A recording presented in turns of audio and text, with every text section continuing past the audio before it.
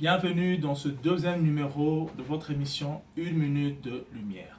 Aujourd'hui, je vais vous parler d'une clé pour avoir accès à une vie sans affliction. Une vie sans affliction, c'est une vie sans maladie. Une vie sans affliction, c'est une vie sans blocage, sans problème, sans souffrance, sans douleur. Oui, c'est possible, mon frère. Tel qu'il est stipulé dans le livre de 1 Timothée 6 au verset 17, la Bible déclare que Dieu nous donne toutes choses en abondance afin que nous puissions jouir de la vie. Maintenant, comment, en tant que chrétien né de nouveau, accéder à cette vie-là sans affliction, sans condamnation? Oui, c'est possible, mon frère. Parce que Jésus-Christ a vaincu le diable à la croix.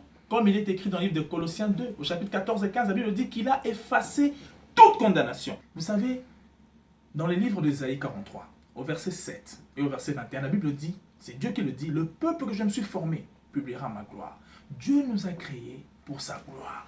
Dieu nous a créés pour que nous puissions le louer. Telle est sa volonté, telle est sa nourriture.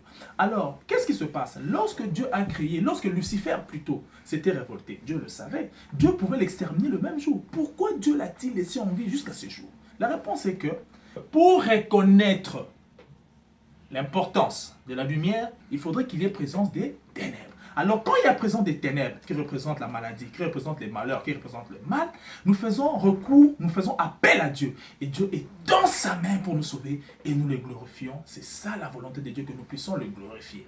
Alors, lorsque tu anticipes, donc tu glorifies Dieu avant même qu'il ne t'arrive un malheur ou une affliction, tu t'épargnes justement de tous ces fléaux, de tous ces aspects négatifs. L'anticiper, c'est quoi? Je vais vous donner un exemple. Un enfant qui va à l'école. Et chaque fois qu'il arrive à l'école, il a quelqu'un de plus fort que lui qui cherche à chaque fois à le rançonner, qui cherche à le tabasser pour lui soutirer de l'argent. À partir du moment où l'enfant va comprendre que telle personne, à chaque fois, il me tabasse pour que je donne l'argent, il lui donne d'abord l'argent. Et dès qu'il lui donne l'argent, il ne sera pas inquiété. Donc voilà pourquoi je vous demanderai maintenant d'adopter cela comme style de vie, de rendre gloire à Dieu. Lorsque vous rendez gloire à Dieu, Dieu vous préserve. Lorsque vous rendez gloire à Dieu, vous donnez la nourriture préférée de Dieu. Vous savez, Dieu ne se loue pas, Dieu ne se glorifie pas, Dieu ne se dit pas merci. C'est nous qui offrons cela à Dieu. Alors lorsque tu offres à Dieu ce que Dieu ne peut pas se l'offrir, Dieu aussi t'offre à toi ce dont tu es incapable de t'offrir. Dieu t'offre le miracle dont tu es incapable d'opérer. Dieu t'offre la bénédiction dont tu es incapable d'accomplir dans ta vie. Soyez bénis.